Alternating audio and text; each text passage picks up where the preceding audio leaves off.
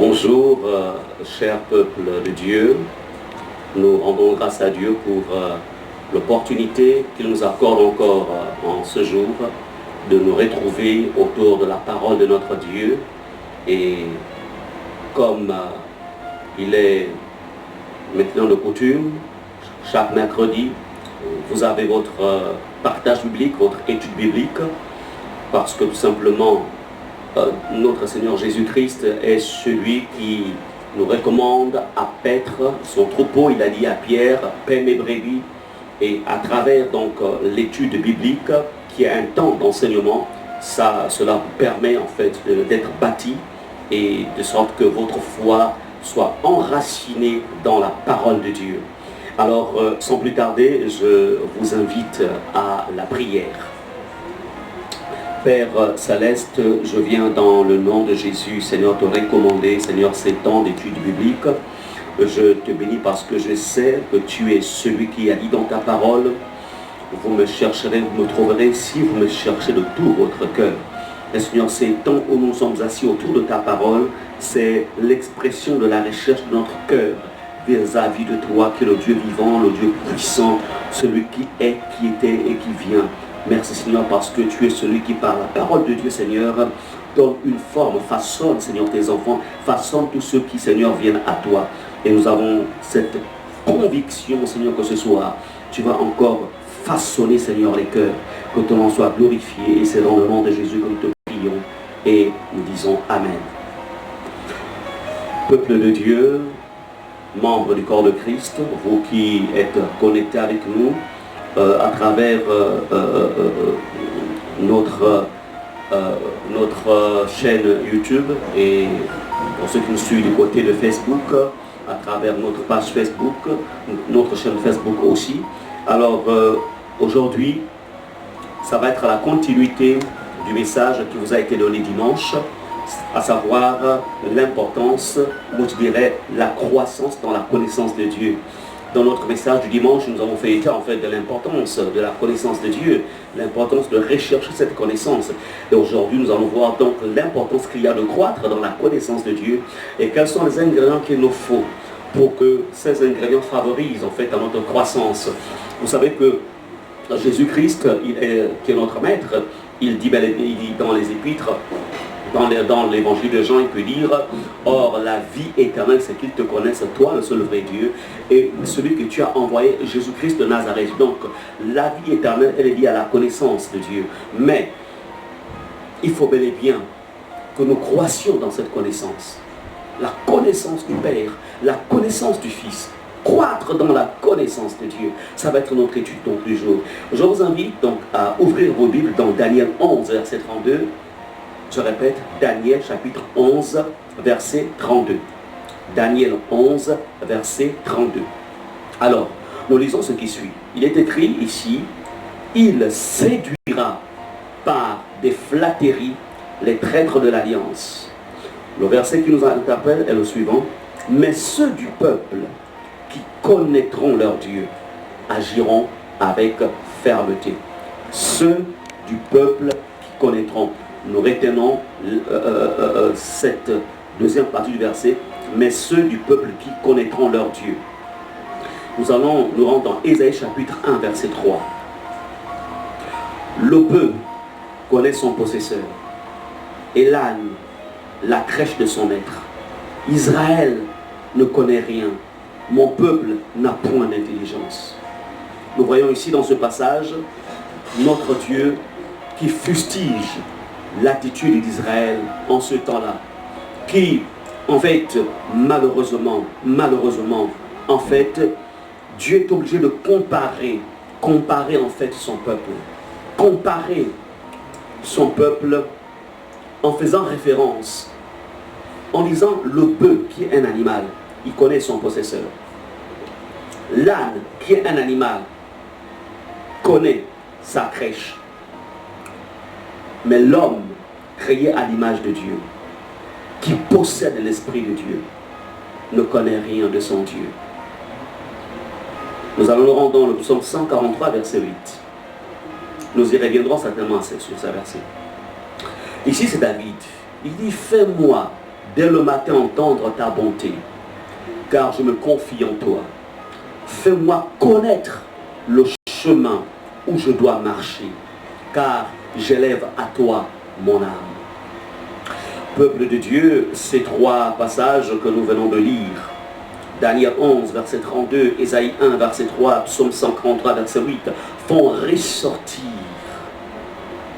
l'importance qu'il y a de connaître Dieu.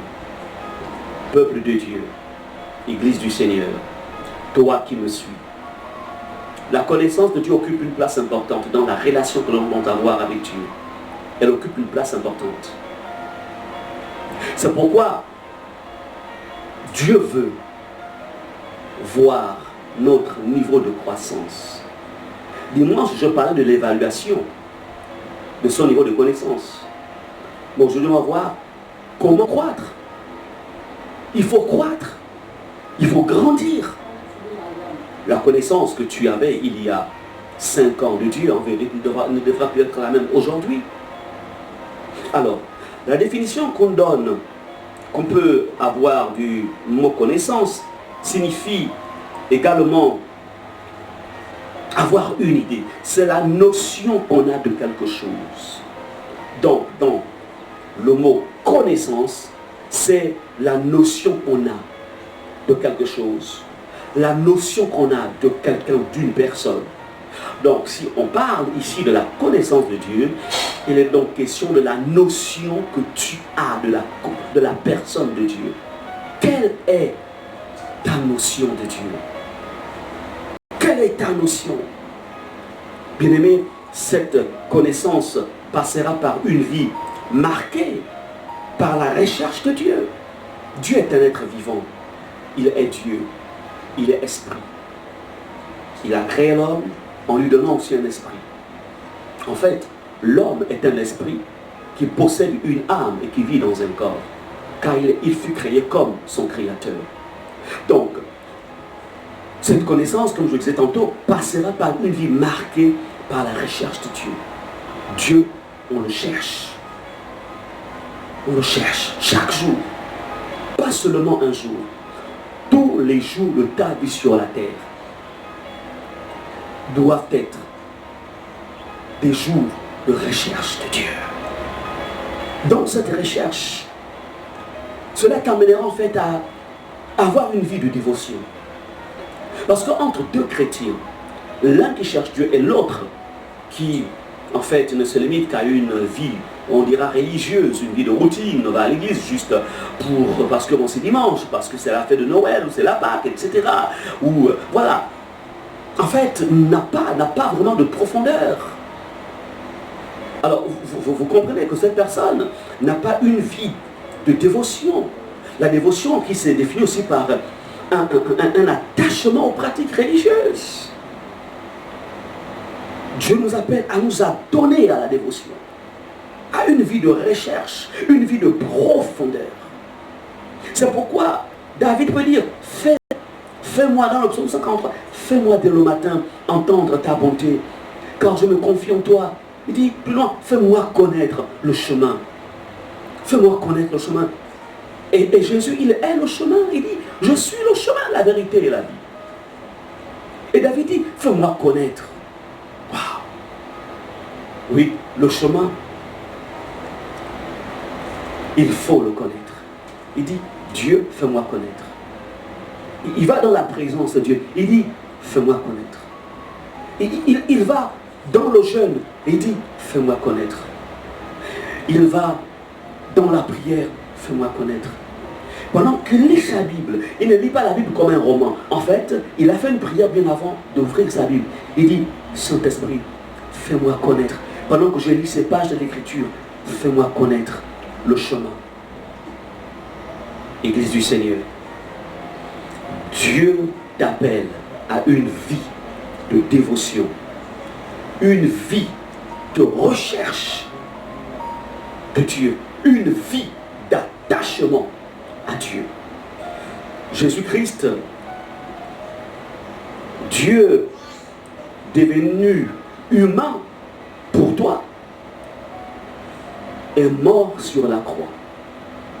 ressusciter les morts, monter à la droite du Père comme Seigneur de l'univers et comme ton Seigneur personnel.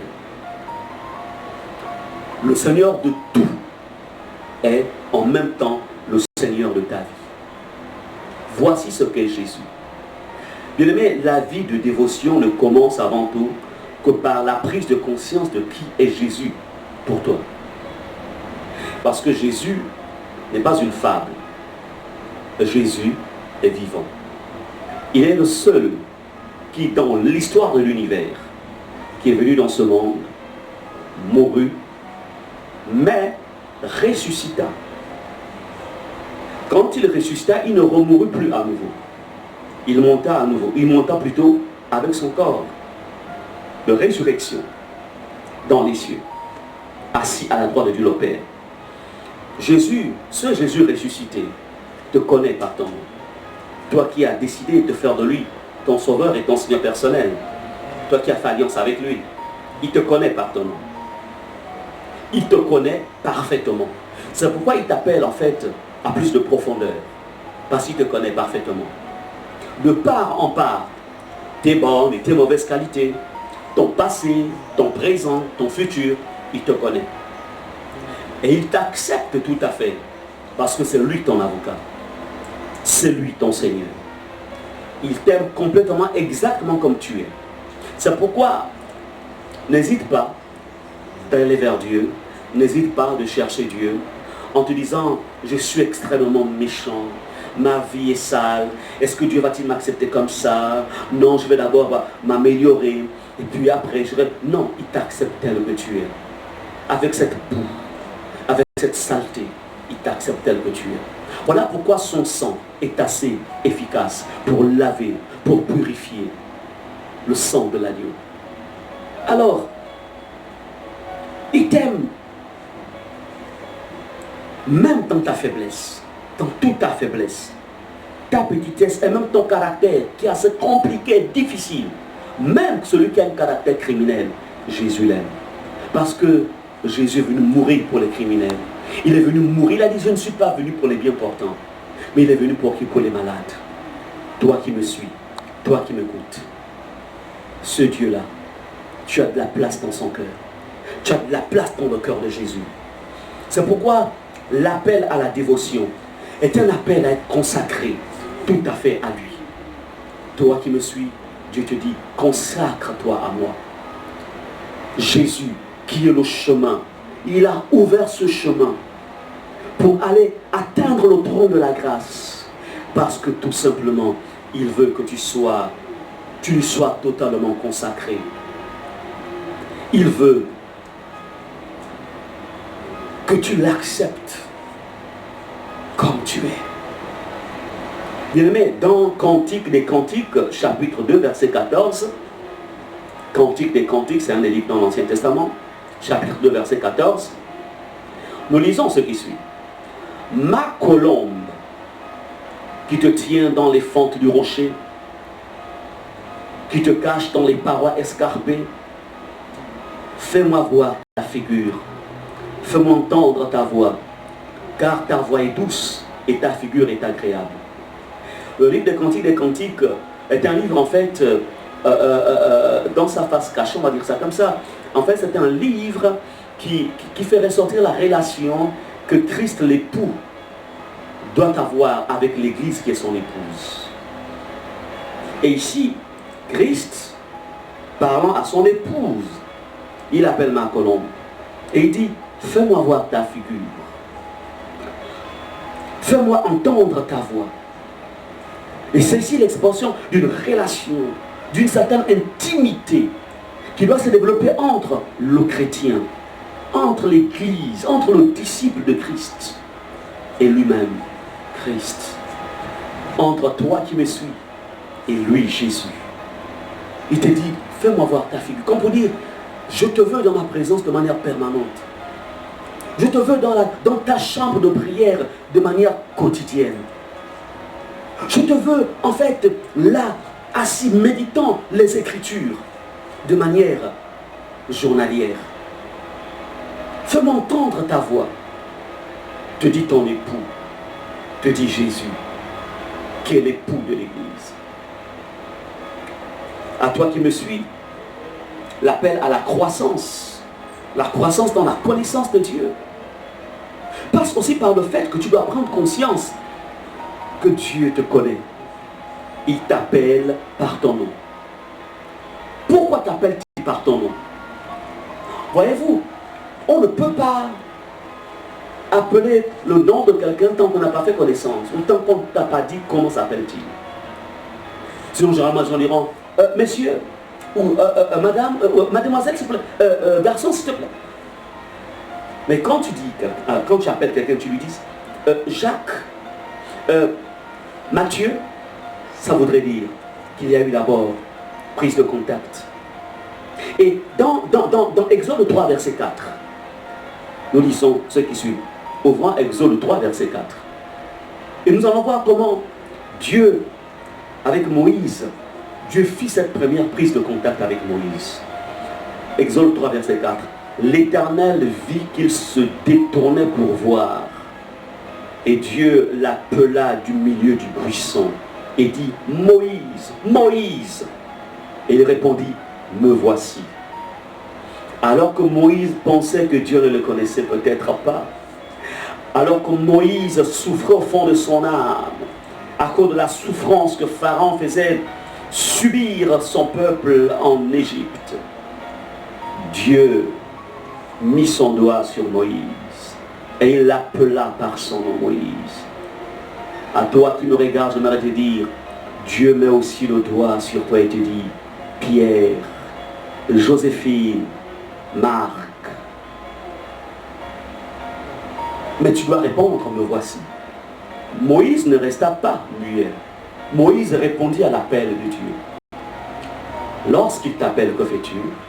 Lorsque tu es assis devant l'écran de télévision en train de suivre cela tellement un film, et que Jésus vient faire monter ce désir en toi, le désir de te retirer et d'aller dans la chambre, un désir, il en toi un désir de prière, que fais-tu? Est-ce que tu dis à Jésus, me voici? Lorsqu'il vient mettre au fond de toi ce désir ardent de lire la parole de Dieu, que fais-tu? Est-ce que tu laisses ce que tu as à faire et tu vas ouvrir ta Bible? Lorsqu'au milieu de la nuit, tu te lèves peut-être pour aller faire miction et subitement le sommeil s'en va. Et il y a cette petite voix qui te dit, je veux communier avec toi. C'est le temps de la prière. Que fais-tu? Est-ce que tu dis, me voici, ou tu te rendors à nouveau? Oui, il a plusieurs manières de t'appeler. Il a plusieurs manières de t'inviter à cette relation, à cette dévotion. Il a plusieurs manières. À Moïse, c'était à travers un buisson. Ce buisson qui flambait en fait sans se consumer. Il a plusieurs manières. Il est Dieu. Mais ce que tu dois savoir, c'est que Dieu te connaît par ton nom. Jésus te connaît par ton nom. Pourquoi? Parce qu'il est ton créateur. Pourquoi? Parce qu'il est ton sauveur. Pourquoi? Parce que toutes choses ont été faites par lui. Tu as été fait par lui. Il est ton potier.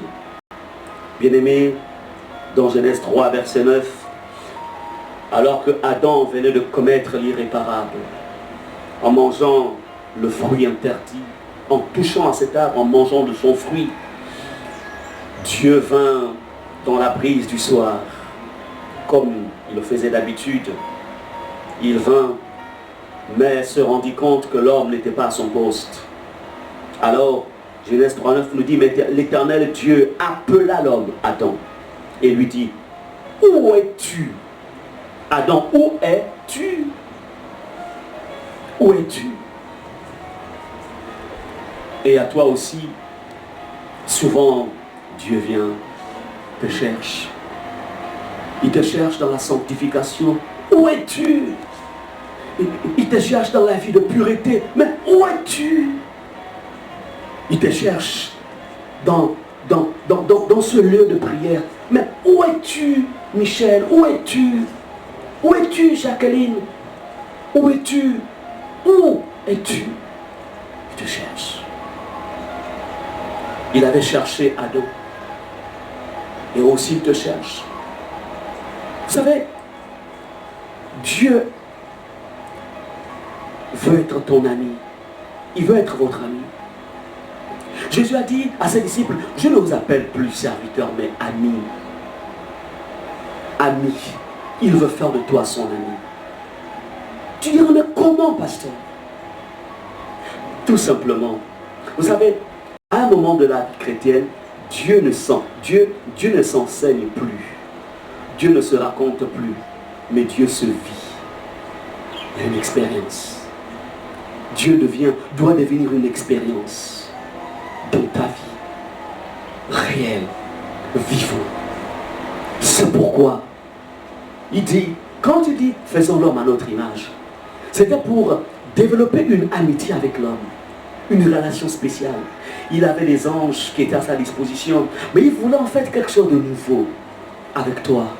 Oui, il veut développer quelque chose de nouveau, de particulier avec toi, qu'il n'a jamais développé avec qui que ce soit, même pas avec le plus fidèle de ses anges. Toi, c'est pourquoi il t'appelle la prunelle de mes yeux. Oui, tu es la prunelle des yeux de Dieu. Il t'appelle mon fils. Oui, tu es son fils. Bien-aimé, quel que soit ton état de vie, quelle que soit ta vocation personnelle, que tu sois célibataire ou marié, que tu sois un homme d'affaires, que tu vives seul ou avec d'autres personnes, tu dois savoir que tu es appelé par le Père à une union avec son Fils Jésus. Une union. À une union avec le Père. Dans l'unité du Saint-Esprit. Il t'a appelé à cela.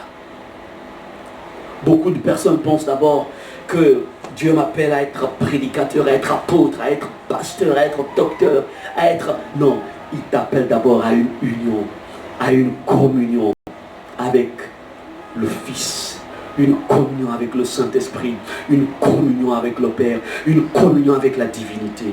C'est le premier appel de ta vie.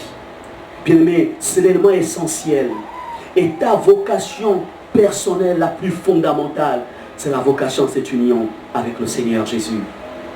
Bien-aimé, quoi qu'autrement, Dieu t'appelle dans ta vocation de base à cette union avec lui. Mais tu dois comprendre que Dieu t'a fait pour lui. Dieu nous a fait, c'est pour lui. Pour lui. Il ne t'a pas fait d'abord pour le travail. C'est important de travailler. Il ne t'a pas fait pour les voyages. C'est peut-être certes important de voyager. Il t'a fait pour lui. Pour lui. C'est pourquoi tu dois avoir faim et soif de lui. C'est pourquoi David a dit, fais-moi connaître le chemin. Parce que David avait compris que Dieu l'avait créé pour lui. Bien-aimé, j'aimerais te dire que Dieu nous a choisis en lui. Il nous a choisis dans le Christ avant la fondation du monde. Il t'a choisi dans le Christ avant la fondation du monde. Et que nous devions être sanctifiés et sans tache devant lui. Il nous a aimés et destinés à être ses enfants adoptifs à travers Jésus-Christ. Tout cela parce qu'il te veut dans sa présence. Il veut te révéler son identité. Il veut que tu le connaisses encore un peu plus, de manière un peu plus profonde. Il ne veut pas que tu restes sur cette connaissance superficielle du niveau 1, niveau 2. Non, il veut que tu ailles encore un peu plus loin avec lui. Tu existes parce que le Père t'a appelé pour exister dans et à travers Jésus. C'est pourquoi il est écrit, nul ne peut aller au Père sans passer par le Fils. La connaissance du Père passe d'abord par la communion avec le Fils et la connaissance du Fils. C'est pourquoi Jésus dira, en fait, à l'un de ses disciples, il dira, depuis que je suis avec vous, tu ne m'as pas connu. Celui qui m'a vu a vu le Père. Donc les deux sont relatifs, sont reliés. Connaître Dieu, c'est connaître le Fils. Connaître le Père, c'est connaître le Fils. Connaître le Fils t'amène aussi à la connaissance du Père. C'est pourquoi Tu dois comprendre. Et c'est pas te permettre de grandir dans l'union avec lui. C'est pourquoi tu existes. La signification de ta vie n'est pas d'abord la recherche des richesses de ce monde, la recherche de la gloire, la recherche du succès, la recherche de l'onction pour ceux qui ont des ministères, la recherche de méga church. C'est bien toutes ces choses peut-être, mais tu existes. La signification de ta vie, c'est d'abord l'union avec lui, avec Jésus-Christ. Est-ce que tu as cette union avec Jésus? Tu peux avoir toutes ces choses dont j'ai cité tout à l'heure. Je ne veux pas dire qu'elles sont mauvaises, si c'est fait dans la volonté de Dieu. Mais, est-ce que tu es uni au Christ? Uni. Ton esprit uni à lui. Et tu le connais. Il te connaît. Le problème, c'est que généralement, Dieu nous connaît, Jésus nous connaît, mais beaucoup ne connaissent pas Jésus. Lui, il te connaît, mais est-ce que toi, tu le connais? Donc, c'est pourquoi il t'appelle. L'appel de Dieu à toi. L'appel de Dieu, c'est un appel à la vocation personnelle de lui. C'est la base de ton existence même. L'appel à le connaître. Je ne parle pas de l'appel aux 5 ministères. Je parle de l'appel à la connaissance de Dieu. La connaissance. Bien-aimés, il y a beaucoup qui auront exercé les 5 ministères, mais qui malheureusement se retrouveront en enfer. Il y aura des apôtres en enfer, il y aura des prophètes en enfer, il y aura des pasteurs en enfer, il y aura des diacres en enfer, malheureusement. Mais ceux qui auront connu Jésus, celui qui aura connu Jésus, celui qui aura connu Dieu, alignera sa vie dans la volonté de Dieu et il n'ira jamais en enfer. C'est pourquoi le véritable disciple n'ira jamais en enfer. S'il vous plaît, ne courez pas après les 5 ministères, mais courez après la connaissance de votre maître, de votre sauveur, de votre Seigneur. Courez après cette connaissance. Et quand ta connaissance en lui s'approfondit, alors il te donne les caractères, il te donne un comportement, il te donne une manière de faire. Alors il peut te montrer ce qu'il faut faire et tu agis et fonctionnes selon lui. Et là, tu deviens son ami. Bien-aimé. Et quand c'est comme ça, tu ne peux pas être dérouté. C'est ainsi que les choses de ce monde deviennent comme de la boue. Cela devient de la boue à tes yeux. Ce qui attire les autres, le monde, la gloire des choses de ce monde, le succès de ce monde qui n'est que vanité, sera à tes yeux comme de la boue. Pourquoi? Parce que ce qui t'aura importé, ce qui t'importe, ou qui t'importait ton cœur, on va dire ça comme ça, en fait c'est quoi? Tu as travaillé à la connaissance de ton Dieu, du Seigneur Jésus, du Seigneur. Ce qu'il faut comprendre est que Dieu existe par son propre pouvoir. Dieu existe par lui-même. C'est pourquoi il est Dieu. Mais toi, tu existes par le pouvoir de Dieu. La création tout entière existe par le pouvoir de Dieu. Même le diable existe par le pouvoir de Dieu. C'est pourquoi en fait, ne perds pas ton temps en fait avec le diable, avec les démons, les sorciers. Ils sont bas. Cherche à connaître Jésus. Quand tu connaîtras Jésus, tu seras au-dessus de toutes choses. Bien-aimé. Et par le pouvoir de son amour qui t'appelle par son nom, tu existes par le pouvoir de son amour. Dieu t'a appelé à être. Et il t'appelle maintenant à grandir dans son Fils Jésus. C'est pourquoi en vérité, prends conscience de ce que tu es. Et non d'abord de ce que tu n'as pas. Beaucoup de personnes personnes dans les églises, beaucoup de croyants, beaucoup d'enfants de Dieu, malheureusement, sont souvent en marche dans la déception, dans le découragement, à cause d'un ensemble de choses qu'ils n'ont pas. Mais attention, ce qui est important ici, c'est ce que tu es. Qui es-tu? Un fils de Dieu. Tu es cette personne particulière appelée par Dieu à une union croissante avec Jésus-Christ. Amen. Jérémie 1, verset 5 déclare: avant que je t'eusse formé dans le ventre de ta mère, je te connaissais. Et avant que tu fusses sorti de son sein, je t'avais consacré, je t'avais appelé, je t'avais établi prophète des nations. Bien-aimé, Jésus te connaissait, Dieu te connaissait avant que tu ne fus sorti du sein de ta mère. Tu ne connais pas encore complètement qui tu es. Mais quand tu vas dans la présence de Dieu, Dieu te révèle exactement qui tu es. Pendant que les autres, le monde dit que tu es un raté, mais Dieu voit en toi un héros. Oui, les gens, les contemporains de Gédéon pensaient que Gédéon en fait était un raté, ils étaient un perdu. Mais Dieu voyait en Gédéon un héros. Parce que c'est ce qu'il était en vérité. Les choses et les personnes doivent être connues seulement dans leur propre identité réelle. Ton identité réelle, tu la trouves dans la présence de Dieu.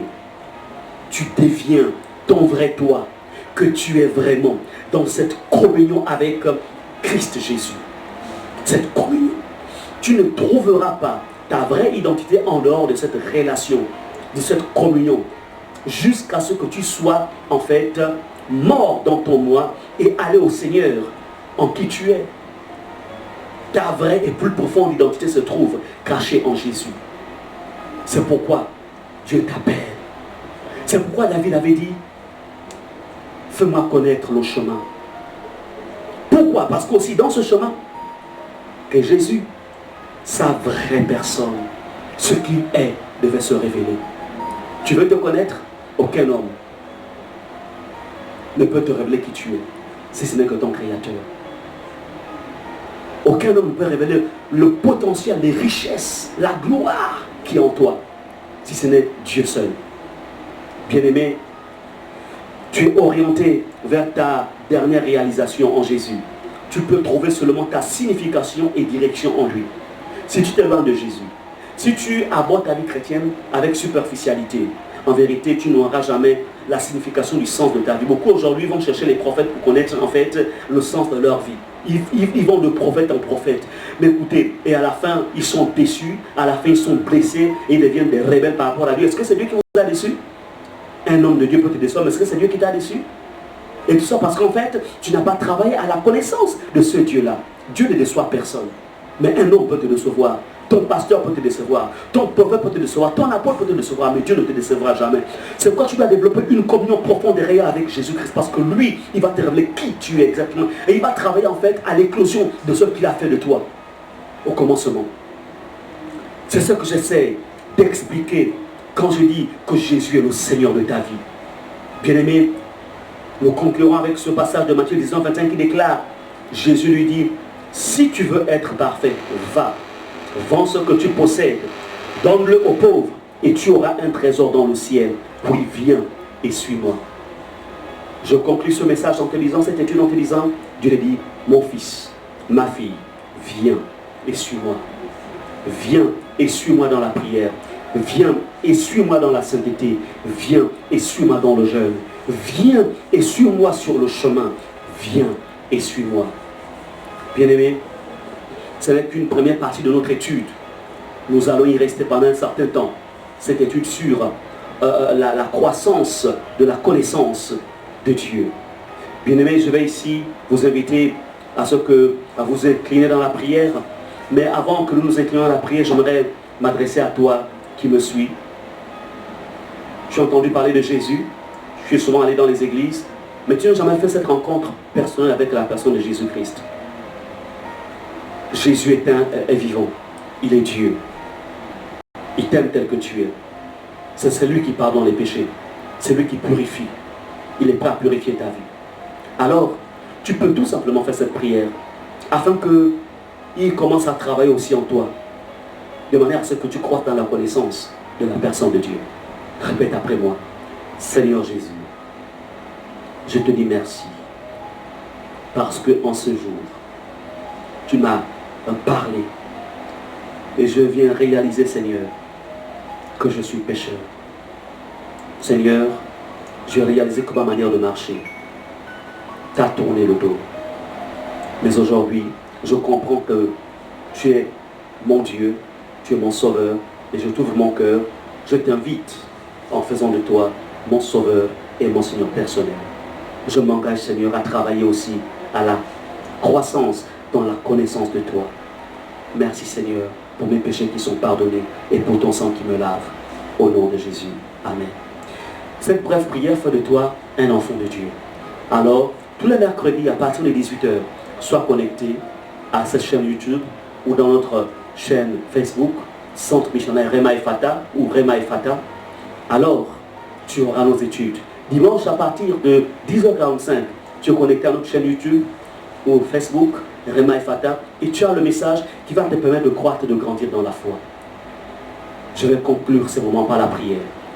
Seigneur Jésus, je viens te dire merci pour ces moments, Seigneur, pour ta parole, Seigneur, qui nous donne la vie. Père Saint, merci parce que chaque personne qui a écouté ce message, Seigneur, tu lui donnes la capacité, Seigneur, de travailler, d'appliquer tous les points qui ont été développés dans ce message, afin que tous croissent dans la connaissance de toi. Seigneur, ce n'est qu'une première partie. Seigneur, que cette parole soit scellée dans les cœurs et qu'elle apporte la vie. C'est ma prière, Seigneur. C'est dans le nom de Jésus que j'ai prié. Amen. Gloire au Seigneur. Gloire à Dieu, gloire à Dieu, gloire à Dieu, gloire au Seigneur. Que Dieu soit béni. Amen.